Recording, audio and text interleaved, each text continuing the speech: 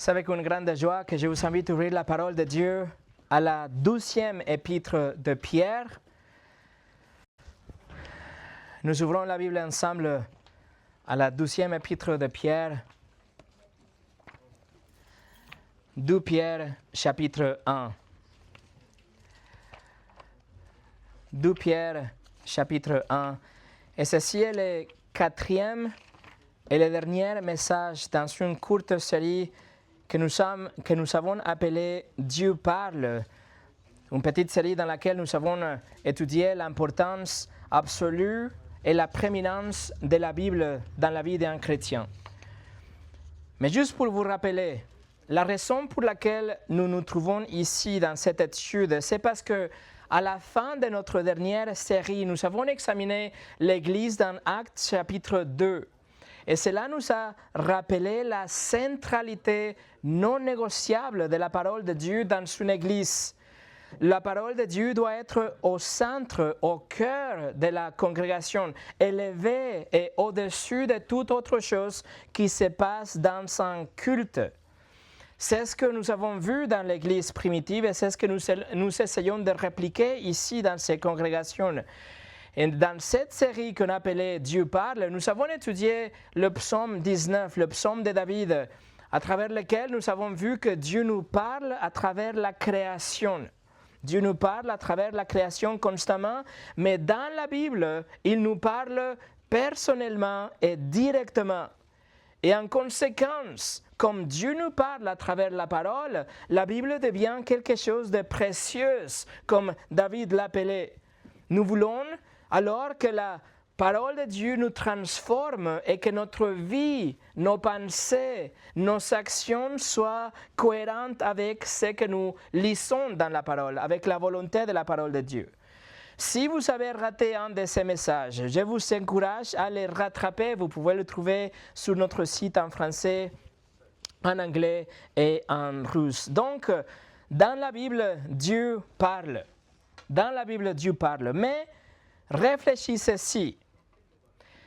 Si Dieu nous parle à travers de la parole de Dieu, et il nous parle d'une façon directe et personnelle, mais si le message de Dieu pour son peuple continue jusqu'à aujourd'hui, s'il nous donne de nouvelles révélations à chacun de nous, cela signifierait que nous n'aurons jamais la révélation complète de Dieu. Cela signifierait aussi que peut-être il va révéler par la suite des détails qu'il n'avait pas révélés avant. Peut-être qu'il y a une autre chose par rapport au salut qu'il n'a pas révélé. Et donc, nous avons tort dans ce que nous pratiquons. Ou peut-être qu'il va révéler certaines vérités à une personne et pas à une autre personne. Donc, il aura une compréhension distante, différente des vérités qu'il essaie de nous faire comprendre. Et à la fin de compte, tous les chrétiens, nous ne serons pas de nous demander, est-ce que c'est tout? Ou est-ce qu'il y a quelque chose d'autre?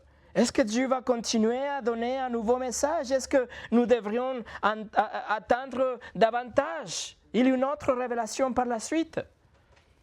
C'est pour ça, c'est à cause de ce problème que Dieu, dans sa grande sagesse, il a complété et scellé son message à notre intention.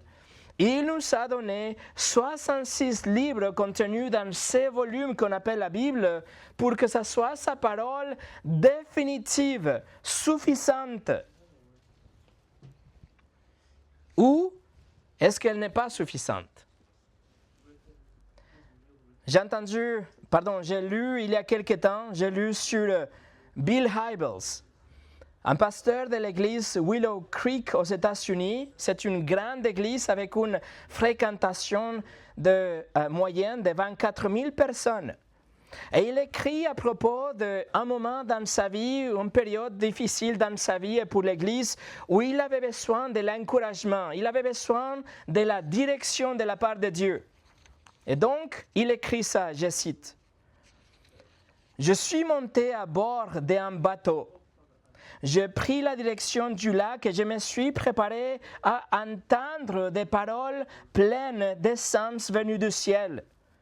Heure après heure, je suis resté assis là, n'entendant rien d'autre que les vents et les vagues. Alors que j'étais sur le point de lever l'ancre et de retourner au port, j'ai vu une canette de bière Bud Light flottant sur l'eau. Je suis resté là à la regarder, me demandant, s'agit-il d'un message de Dieu? Si oui, que pourrait-il signifier? Dois-je boire de la Bud Light? Dois-je dire à mes fidèles de ne pas boire de la Bud Light? Ou est-ce qu'il y a-t-il un message à l'intérieur de la canette de Bud Light? Ma question est pourquoi ce pasteur n'a pas tout simplement ouvert sa Bible? S'il traversait une période difficile, il aurait pu lire les psaumes, par exemple.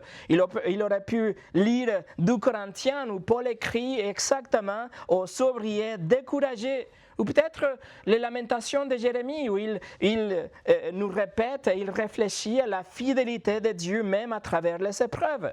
Pourquoi ce pasteur a-t-il cherché de réconfort en dehors de la Bible? Pourquoi il a cherché de la direction en dehors de la parole de Dieu? Un auteur chrétien très populaire, très connu, John Eldredge, il écrit « Dieu me parle à travers les faucons ». C'est ce qu'il dit. Il dit que les faucons qu'il voit voler dans le ciel sont un symbole du cœur de Dieu, que les faucons représentent l'amour de Dieu. Et moi je dis, vraiment? Est-ce que devrions-nous chercher des indices cachés comme ça autour de nous? Est-ce qu'on doit regarder les oiseaux? Est-ce qu'on doit regarder les coccinelles qu'on trouve dans les plantes?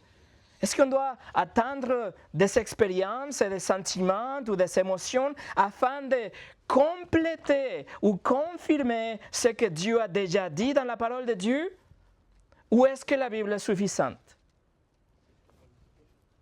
Priscilla Shirer, elle est diplômée du Dallas Theological Seminary, c'est un établissement non charismatique, et elle dit ça. Pensez-vous vraiment que Dieu vous aimait tellement pour mourir pour vous et ensuite vous laisser juste avec la Bible? Et la réponse qu'elle suggérait, évidemment, non. Ce n'est pas juste la Bible, il doit avoir une autre chose. Il doit avoir une expérience, peut-être il y a un sentiment, peut-être il y a des signes, peut-être il y a des voix, quelque chose d'autre, mais pas simplement la Bible. Sarah Young, elle qui a écrit le livre Jesus Calling, ou en français s'appelle Un moment avec Jésus. Ce livre est vendu à plus de 45 millions d'exemplaires dans 30 langues. Elle écrit ça, elle dit « Je savais que Dieu me parlait à travers la Bible, mais j'aspirais à plus. » Alors mes frères et mes sœurs, est-ce que la Bible est suffisante? C'est ce que nous allons voir aujourd'hui. Mais avant de commencer, prions ensemble. Seigneur, nous te remercions beaucoup pour ta parole. Et Seigneur, nous prions que ça soit ta vérité qui va sortir de ta parole aujourd'hui. Ne laisse pas qu'il y a quelque chose qui vient à corrompre ta vérité et ta parole, à polluer ta vérité et ta parole. Mais que ce soit vraiment quelque chose que tu vas parler à nos cœurs aujourd'hui. Si c'est pour nous corriger, que ça soit pour nous corriger. Si c'est pour nous encourager, que ça soit pour nous encourager. Mais Seigneur, que ta volonté soit faite alors que tu agis à travers ton esprit et la prédication de ta parole. Bénis, s'il te plaît, au nom de Jésus. Amen. Et ce message s'appelle « Dieu parle suffisamment ». Alors nous allons lire notre texte, que c'est 2 Pierre, chapitre 1, verset 16 jusqu'au verset 21. 2 Pierre, chapitre 1, verset 16 jusqu'au 21, mais notre objectif aujourd'hui, ça va être plutôt le verset 19. Alors 2 Pierre 1, 16 au 21, Pierre écrit « Ce n'est pas en effet en suivant des fables habilement conçues, que nous vous avons fait connaître la puissance et l'avènement de notre Seigneur Jésus-Christ.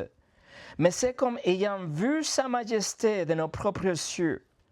Car il a reçu de Dieu le Père honneur et gloire, quand la gloire magnifique lui fit entendre une voix qui disait « Celui-ci est mon Fils bien-aimé, en qui j'ai mis toute mon affection. » Et nous avons entendu cette voix venant du ciel lorsque nous étions avec lui sur la sainte montagne.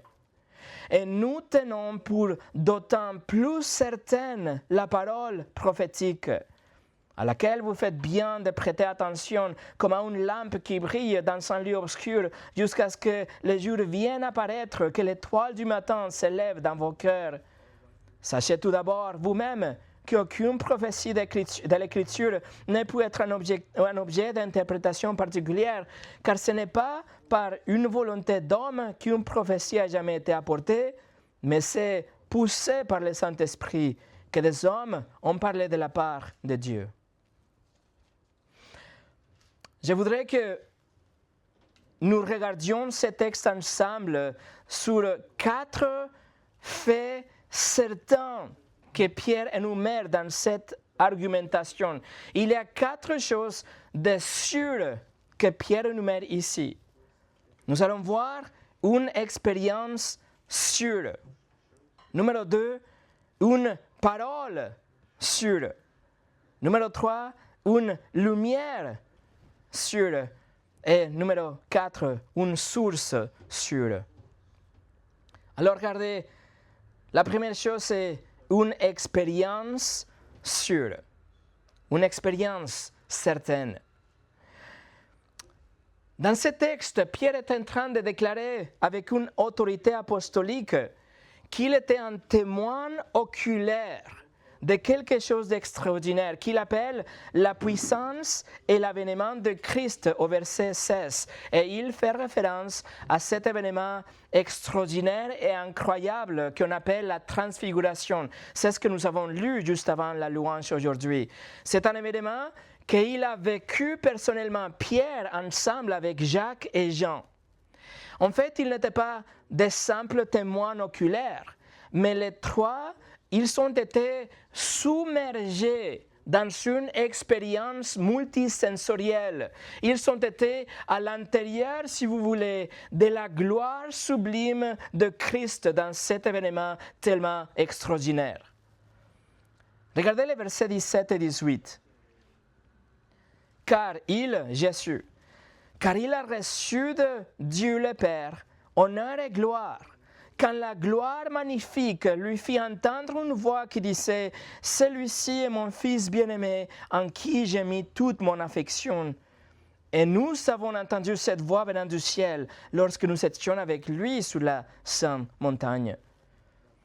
Alors Pierre se souvient de cet événement unique et époustouflant où ils ont vu des choses complètement étonnantes et ils ont aussi entendu quelque chose de stupéfiant dans la transfiguration de Jésus qu'on a lu dans Matthieu chapitre 17. Alors, laissez-moi vous rappeler brièvement ce que nous avons lu, ce que Pierre a vécu personnellement dans cet événement tellement extraordinaire. Premièrement, Matthieu écrit que Jésus fut transfiguré. Le grec métamorpho, d'où vient le mot qu'on connaît comme métamorphose. C'est un changement extérieur, c'est quelque chose de visible. Il avait quelque chose de visible, d'objectif, de réel qui a changé dans l'apparence de Jésus. Alors qu'est-ce qui s'est passé? Matthieu le décrit. Il dit que le visage de Jésus brillait comme le soleil. Et il dit aussi que ses vêtements devinrent blancs comme la lumière. Alors de quoi il s'agit? C'est la gloire, mes amis, de la 12e personne de la Trinité qui était en train de se manifester dans une certaine mesure. Ça, c'est la première chose. Numéro 2, tout à coup, nous avons Moïse et Élie qui apparaissent là devant Pierre et les autres deux. Moïse qui représente la loi, et Élie qui incarne les prophètes. Ils sont là, il apparu devant Pierre et Jacques et Jean en train de discuter entre eux par rapport à la rédemption. Alors imaginez-vous, quelle expérience unique et remarquable et authentique, c'est quelque chose de vrai. Devant Pierre, nous avons la loi, Moïse, la loi de Dieu qui nous condamne, la loi que nous avons tous transgressée, la loi qui met tout être humain sur la même catégorie et au même niveau. Nous sommes tous coupables selon la loi de Dieu.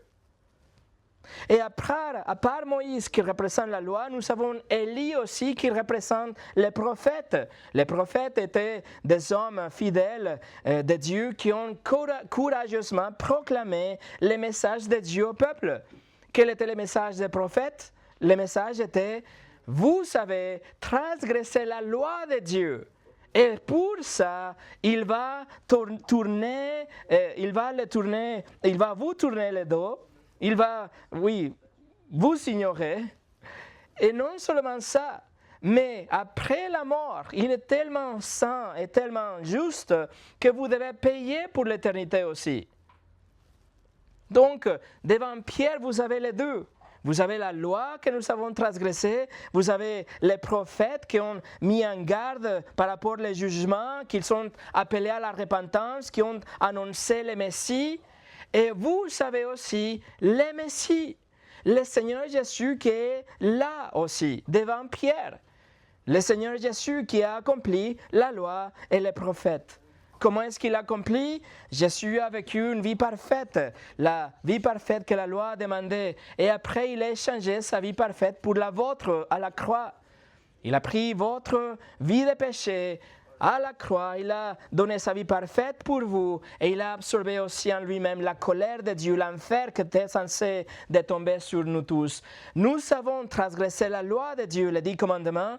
Nous sommes coupables devant le tribunal de Dieu et il doit nous punir pour l'éternité. Mais Jésus, le Messie, il paye notre dette devant le juge.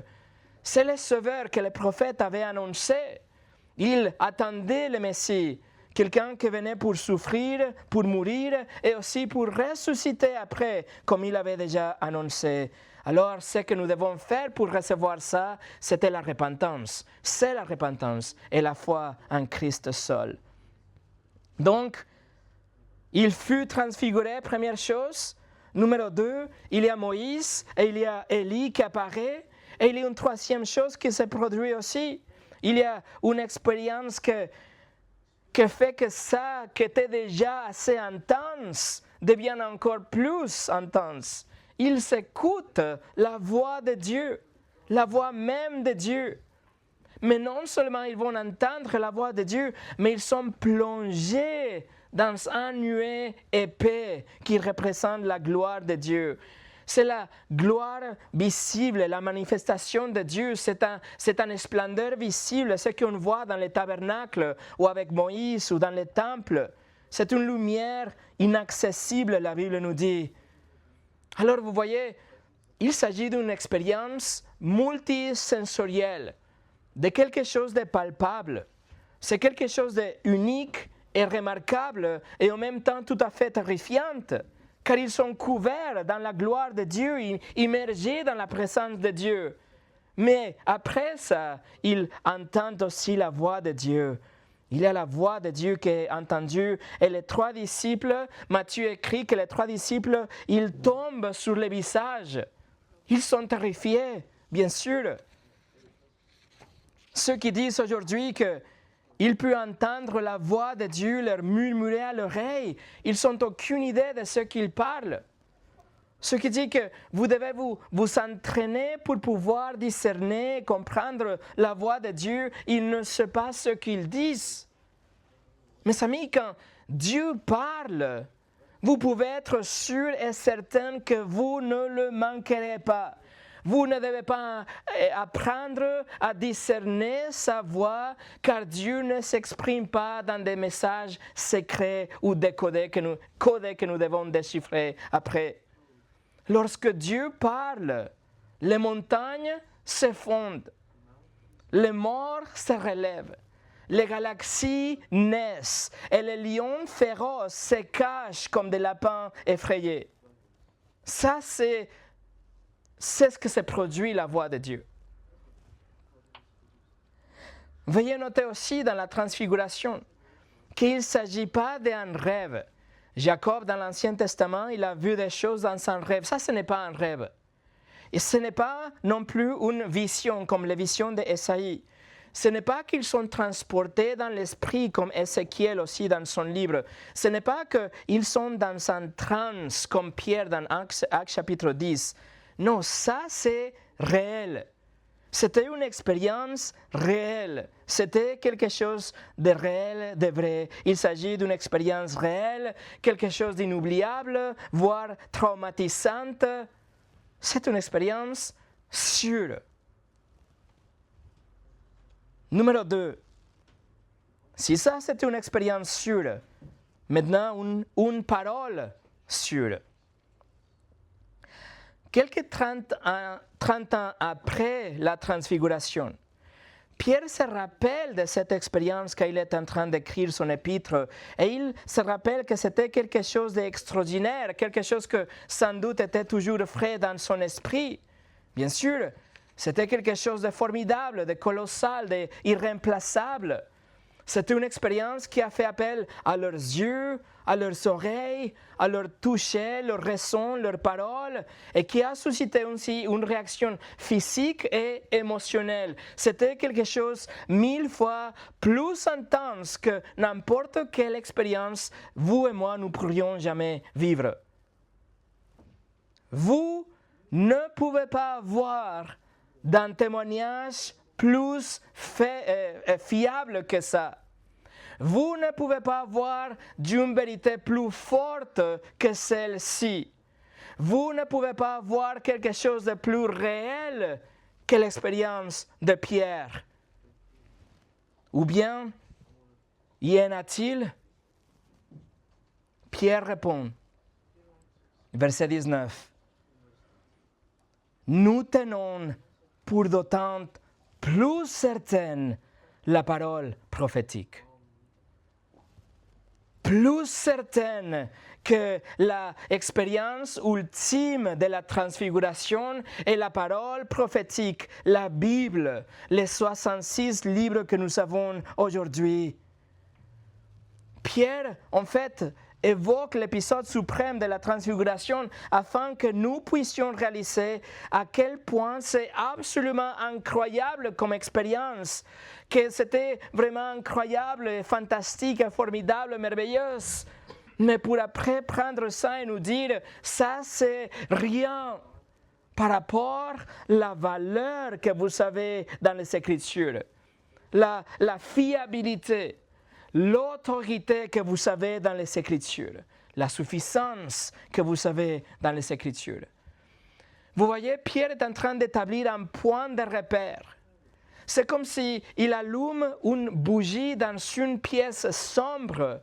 Et maintenant, on a de la lumière. Mais après, il tire les rideaux et il laisse que la lumière du soleil du midi rentre pour avaler complètement ce qui semblait être une lumière déjà aveuglante.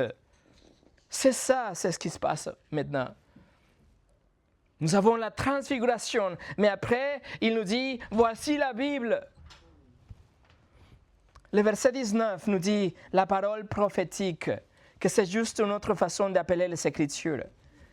Et l'ordre dans les mots en grec, ça veut dire que ce n'est pas que la parole est plus sûre grâce à l'expérience, ou que la parole de Dieu est beaucoup plus confirmée en raison de l'expérience de la transfiguration, mais ça veut dire que la parole de Dieu, juste par sa propre nature, elle est plus grande et plus extraordinaire que toutes les expériences.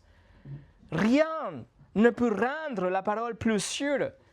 Rien ne peut confirmer la parole de Dieu pour la rendre plus fiable. Elle est déjà fiable et elle est déjà suffisante à cause de sa propre nature, comme Pierre va l'écrire dans les versets 20 et 21 qu'on verra dans un moment. Alors, la parole n'est pas plus certaine que quelque chose juste parce qu'il a l'expérience à côté. Elle est plus certaine parce que ça, c'est sa nature. Et il utilise le mot « plus certaine » pour avoir une comparative utilisée au superlatif. Il essaie de faire la différence la plus grande. Littéralement, elle est plus fiable, plus durable, plus garantie, plus confirmée, plus solide, plus stable, plus sûre, plus certaine. La Bible est beaucoup plus sûre que toute expérience humaine, des expériences réelles et objectives et valides et authentiques. La transfiguration peut être une expérience incroyable, quelque chose d'inoubliable. Mais les Écritures, la parole de Dieu, sont bien plus certaines. Pourquoi? Laissez-moi vous donner plus de 50 raisons pourquoi. La Bible peut être comprise, étudiée et analysée. Elle peut être comparée, définie, examinée de près. Elle peut être décortiquée.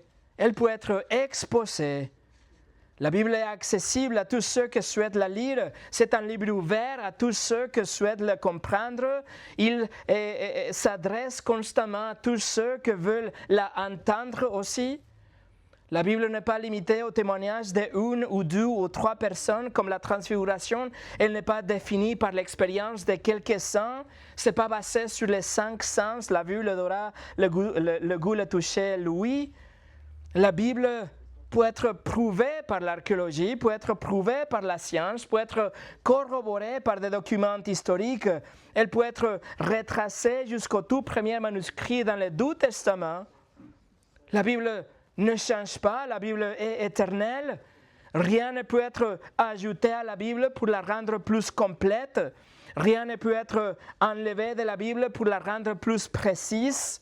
Rien ne peut être édité de la Bible pour la rendre plus fiable. Rien ne peut être mis à jour pour la rendre plus pertinente. La Bible est claire. Elle signifie ce qu'elle dit. La Bible est objective. Elle dit ce qu'elle signifie. La Bible est compréhensible. La Bible contient la vérité de Dieu, que cela nous plaise ou pas. Elle contient les paroles même de Dieu Tout-Puissant. Non seulement a été inspirée par Dieu directement, mais aussi surnaturellement préservée par lui. La Bible ne peut pas vous tromper. La Bible ne peut pas se contredire. La Bible ne peut pas vous donner de mauvais conseils. La Bible ne peut pas vous entraîner à prendre une mauvaise voie. La culture ne peut pas améliorer les Écritures. Les politiciens ne peuvent pas amender les Écritures. La mafia ne peut pas les faire taire. Les fausses religions ne peuvent pas les voiler. Les guerres du monde ne peuvent pas les conquérir. Le virus ne peut pas les infecter. Le confinement ne peut pas les contenir. Les émotions ne peuvent pas les corrompre. Les empires ne peuvent pas les apprivoiser. Et le diable ne peut pas les détruire. Pour plus certain que toutes les expériences, plus sûr que toutes les visions, plus certain que tous les rêves, plus sûr que tous les sentiments, plus certain que sans transfiguration. Mes amis, nous avons aujourd'hui la parole prophétique qui est plus certaine. La parole de Dieu vous dira la vérité, seulement la vérité, et rien d'autre que la vérité à propos de vous-même, à propos de Dieu, à propos de ses attributs, à propos de la voie du salut. La parole de Dieu va vous faire grandir dans la sanctification. La parole de Dieu va vous préserver du péché. La parole de Dieu va vous enseigner, va vous réprimander, va vous préparer pour la vie. Elle va vous rafraîchir votre esprit, il va vous faire changer vos sentiments. Elle va transformer votre vie. Pas étonnant qu'en 2021, une étude publiée par Lifeway Research a trouvé que parmi 40 000 personnes de l'âge entre 8 et 80 ans, ceux qui lisaient leur Bible une fois, voire 2 fois par semaine, n'ont connu aucun changement ou des changements très négligeables dans leur vie. Mais écoutez comment la parole de Dieu a impacté la vie de tous ceux qui ont interagi avec leur Bible au moins 4 fois par semaine. Les sentiments de solitude ont diminué de 30%. Les problèmes liés à la colère diminuent de 32%. L'amertume dans les relations diminue de 40%. La dépendance à l'alcool diminue de 57%. La fornication diminue de 68%. Les sentiments de stagnation spirituelle diminuent de 60%. La consommation de pornographie diminue de 61%. Mais le partage de la foi a augmenté de 200%. Mes amis, pour ces raisons et d'innombrables d'autres raisons, nous avons devant nous une parole qui est plus sûre et plus certaine que toutes les expériences du monde. Alors pourquoi regarderiez-vous une canette de bière ou un faucon perché sur un arbre en essayant de discerner un message caché de Dieu si tout ce que vous devez faire c'est d'ouvrir le livre car vous avez ici une parole plus certaine? Il y a quelques chrétiens qui essayent d'entendre une petite voix douce en suivant une mauvaise interprétation de l'expérience d'Élie dans 1 Roi chapitre 19. Ces chrétiens, ils cherchent une impression, peut-être une voix qu'ils peuvent vraiment entendre, peut-être un véritable murmure de la part de Dieu, quelque chose d'autre, mais pas seulement la Bible. Mais ça, c'est du gnosticisme. Ça, c'est le désir d'avoir une connaissance privilégiée de la part de Dieu, quelque chose de supplémentaire, en dehors et à part, et plus de la Bible. Il y a des autres chrétiens qui lisent réellement leur Bible, mais ils ne lisent pas la Bible dans son contexte. Et donc, ils cherchent des passages qui vont sauter aux yeux. Ils cherchent un message subjectif, quelque chose de particulier, individuel de Dieu pour eux. Ils cherchent un message qui peut-être va leur faire du bien, mais qui est complètement déconnecté de l'intention du Saint-Esprit et de l'intention de l'auteur humain aussi lors de la rédaction des Écritures. Il y a des autres chrétiens qui vont chercher des signes. Donc, ils cherchent un signe de Dieu qui peut se trouver dans les paroles d'une chanson pop, peut-être la forme d'un nuage, peut-être dans le titre d'un journal, peut-être le numéro d'immatriculation de la voiture devant vous, peut-être le nom d'un chien, peut-être la forme d'un rocher, peut-être la mousse dans votre café, ou peut-être une canette de bière à la dérive. Mais le problème, c'est que il n'y a pas d'exemple dans les Écritures de quelqu'un qui lit les signes comme ça, qui essaie d'interpréter les circonstances dans le but de connaître la volonté de Dieu. En fait, les Écritures nous mettent en garde de faire ce type de choses. La Bible nous dit qu'il ne faut pas se fier à notre propre compréhension. Proverbe 3, versets 5 et 6. La Bible nous dit qu'il ne faut pas suivre notre propre cœur, car notre cœur nous trompe. Jérémie 17, 9. Des autres envisagent de ce scénario. Il fait des tests comme Gédéon qui a étendu une toison. Et donc, ces chrétiens, il dit, si A se produit, alors je vais discerner que tu me conduis à B. Il dit, par exemple, Seigneur, si tu veux que je partage l'évangile avec cette personne qui attend le bus avec moi, laisse-lui me demander à quelle heure sera le prochain bus. Et comme ça, je vais savoir que je dois partager ma foi avec lui. Autrement, je comprendrai que tu ne veux pas que je partage l'évangile avec lui. Mais Dieu n'a-t-il pas déjà parlé à ce sujet? Il n'a déjà dit qu'il faut le faire? La toison de Gédéon dans l'Ancien Testament, c'est un passage descriptif, pas normatif. Ce n'est pas un modèle qu'on doit suivre. Ce n'est pas une expérience qui est citée dans les Écritures ou un exemple sur la manière de compléter les messages dans la Bible ou d'essayer de discerner la volonté de Dieu. Il y a des autres chrétiens qui attendent à ressentir, qui attendent une émotion forte, qu'ils cherchent de faire quelque chose lorsqu'ils ressentent la paix. De sorte que si ils sentent qu'il est acceptable de faire quelque chose, ils le font parce qu'ils estiment que le sentiment de paix, ça veut dire que Dieu est en train de le guider. Par contre, les Écritures jamais nous dit qu'on doit compter sur notre propre sentiment et émotions ou un sentiment du paix pour discerner ce que Dieu dit. Jamais. La Bible ne nous encourage jamais à nous concentrer sur nos émotions qui changent tout le temps. En plus, au contraire, la source de la vérité et la source de la volonté de Dieu doit être ici, dans le texte qui nous dit « Ainsi parle le Seigneur ». Si Dieu a déjà dit, alors notre sentiment de paix ou la manque de paix n'ont aucune importance.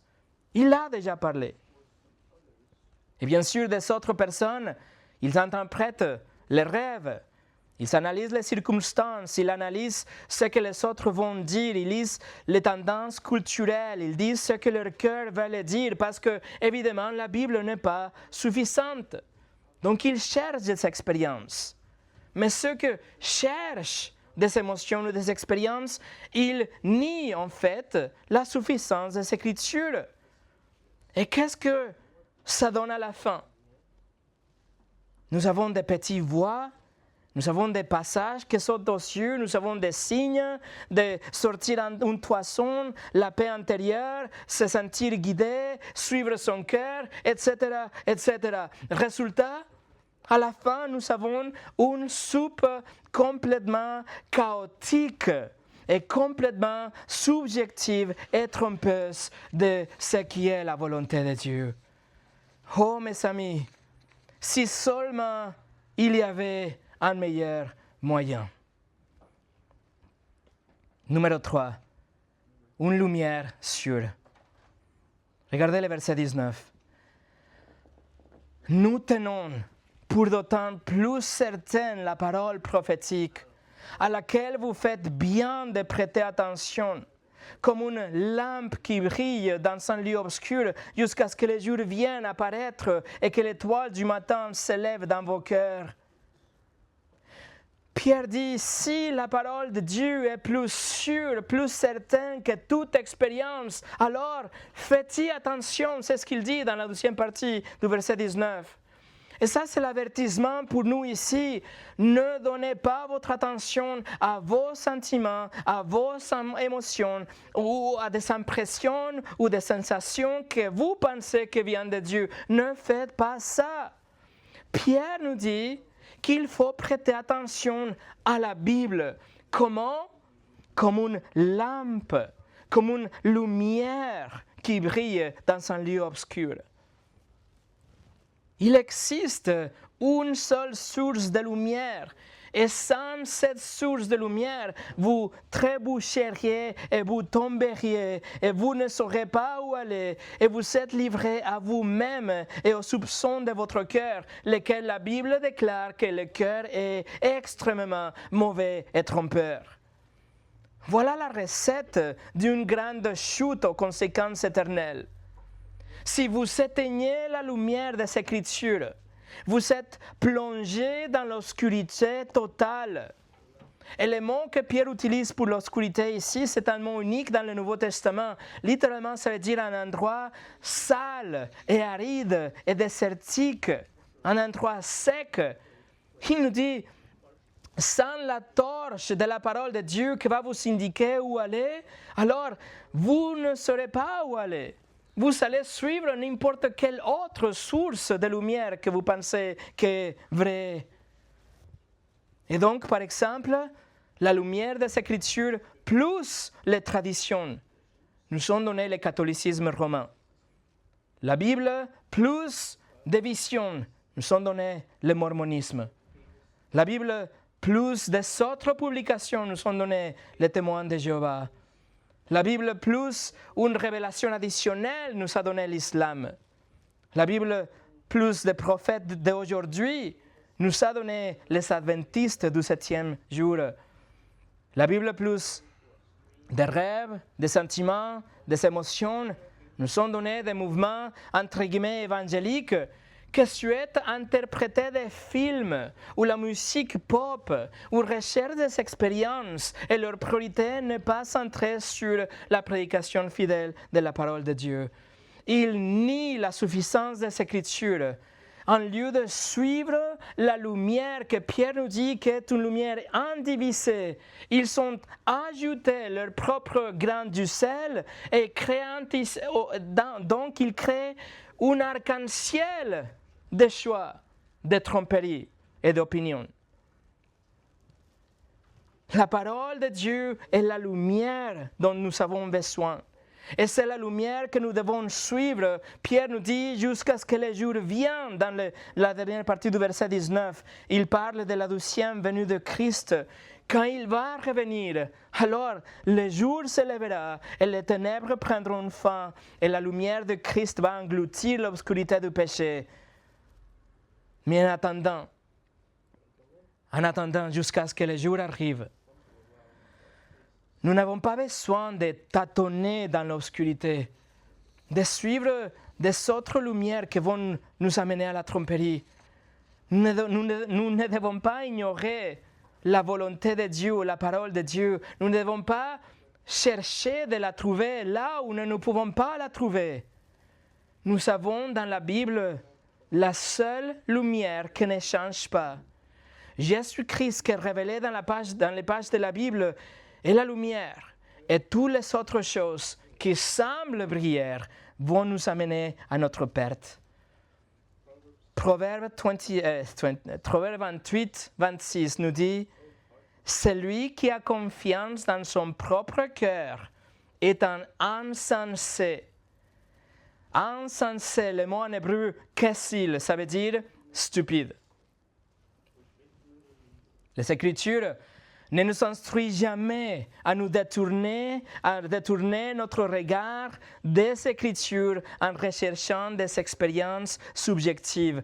Au contraire, les Écritures nous amènent toujours de retour au livre, nous encouragent à tenir le livre haut et fort parce que c'est la lumière, la seule lumière qui va éclairer notre sentier. Le psaume 119, 105, « Ta parole est une lampe à mes pieds et une lumière sur mon sentier. » Sans la parole de Dieu, nous n'avons pas ce type de lumière. Et alors toute expérience nous ressemblera comme vraie. Spurgeon a dit, « La Bible est un port où je peux jeter l'ancre, certain qu'elle tiendra bon. C'est un endroit où je peux trouver un appui sûr. Et par la grâce de Dieu, je ne serai jamais écarté de cette confiance. » Et pour finir, numéro 4, une source sûre. Alors Pierre était un témoin oculaire certain de la transfiguration, un événement qui était vrai. C'était une expérience sûre. Néanmoins, il nous dit, oubliez la transfiguration, regardez les Écritures. Parce que seulement les Écritures sont une lumière sûre, et c'est là une raison de leur origine, leur source est sûre. Regardez le verset 20. Sachez tout d'abord, vous-même, qu'aucune prophétie de l'Écriture ne peut être un objet d'interprétation particulière. Verset 20 commence en disant « tout d'abord », c'est-à-dire avant tout. C'est-à-dire, vous devez garder ça dans la tête. La première chose que vous devez connaître par rapport les Écritures est la source de la parole de Dieu. Et il nous dit, ce n'est pas un objet d'interprétation particulière. C'est ce que la traduction en français nous dit, et c'est dommage, parce qu'un objet interprétation particulière. C'est comme si c'était la façon dont le prophète reçoit l'information et après l'interprète. C'est comme s'il pouvait recevoir un message de Dieu et après l'écrire dans une mauvaise façon, avec des erreurs par exemple. Mais ce n'est pas ça. En fait, le nom grec au génitif nous donne la source de quelque chose, la provenance de quelque chose. Donc Pierre est en train de dire que ce n'est pas l'interprétation, ce n'est pas la façon dont les prophètes comprenaient la chose, mais leur origine, leur source. Il nous dit aucune prophétie, aucune portion de la Bible vient de l'individu même, de l'imagination de quelqu'un. C'est-à-dire que rien dans ce livre, mes amis, est subjectif. Rien ici est corrompu par des préférences personnelles. Rien ici est biaisé ou partiel. Rien ici est inventé ou le fruit de l'imagination de quelqu'un. Pourquoi? Verset 21. Car ce n'est pas par une volonté de l'homme qu'une prophétie a jamais été apportée, mais c'est poussé par le Saint-Esprit que les hommes ont parlé de la part de Dieu. Pierre nous donne un contraste très clair ici. Il nous donne deux choses opposées. Il nous dit aucune prophétie, en parlant des Écritures, aucune prophétie a sa source dans la volonté d'un homme. Contraste frappant, parce que en fait, c'était Dieu qui parlait. C'était la volonté de Dieu qui parlait à ses auteurs. Les Écritures ont été écrites par des auteurs humains, oui, mais ils s'étaient poussés par le Saint-Esprit. Notre texte nous le dit, verset 21. Poussés par le Saint-Esprit. Le grec phéro, littéralement, ça veut dire être transporté ou déplacé d'un endroit à un autre. C'est le même mot utilisé dans Actes chapitre 27 pour décrire un bateau qui est transporté ou déplacé d'un port à un autre. Lorsque le vent atteint le voile déployé d'un bateau et le remplit avec la puissance de ce vent, alors le voilier se déplace. C'est la même idée avec la prophétie et l'inspiration des Écritures. Les auteurs humains ont été portés ou transportés par le Saint-Esprit alors que Dieu révélait mot par mot ce qu'il voulait dire. Et il s'était transporté par le Saint-Esprit alors qu'il rédigeait ces paroles divines qui provenaient directement de Dieu. Et c'est pour ça que le roi David écrit dans le psaume 138, verset 2, il dit au Seigneur, il dit « Tu as magnifié ta parole selon ton nom » ou « avec ton nom ».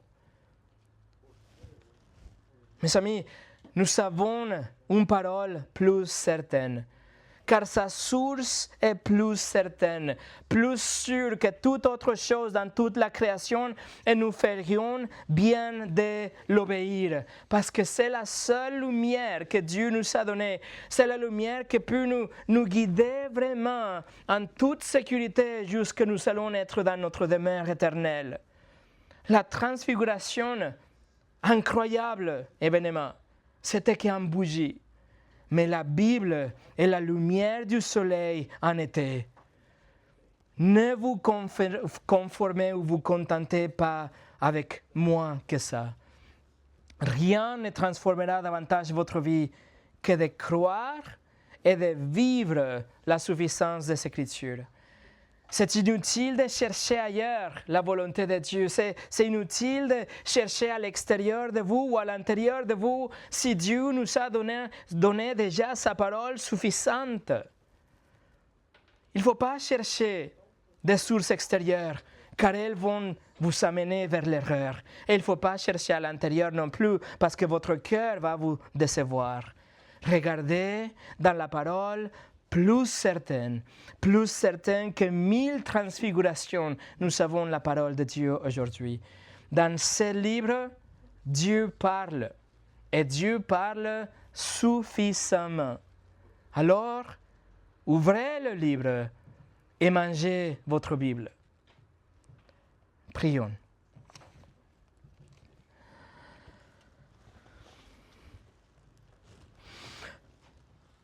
Seigneur, nous te remercions que dans ta miséricorde et dans ta grâce, tu nous as donné ta parole, tu as révélé tout ce que tu veux que nous sachions.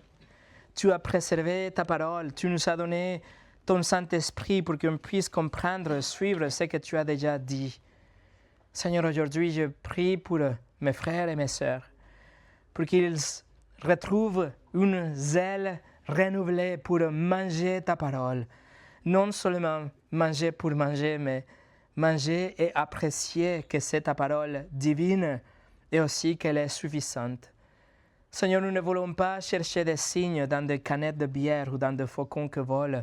Nous voulons chercher ta volonté dans ta parole, guidée par ton Saint-Esprit. Alors, Seigneur, s'il te plaît, fais grâce et fais que chacun de mes frères et mes sœurs ici, que nous soyons tellement intéressés pour ta parole, que même au milieu de la détresse, nous puissions nous plonger dans les textes et voir ce que tu as déjà dit. Seigneur, protège mes frères et sœurs de toute tromperie, de toute attaque de l'ennemi, de toute mauvaise conseil, de toute fausse doctrine, de toute tradition, Seigneur. Préserve la pureté de ta parole, de ce que tu as inspiré déjà, et utilise-nous, s'il te plaît, pour enseigner et apprendre les autres ce qu'est la vérité et la saine doctrine. Seigneur, nous ne méritons pas ta parole ou ta bénédiction, mais tu es riche en miséricorde et tu nous la donnes parce que tu es bon. Alors bénis, s'il te plaît, lorsque nous prenons le temps de lire et de méditer dans tes préceptes, comme nous avons étudié déjà. Merci pour ta parole. Au nom de Jésus. Amen.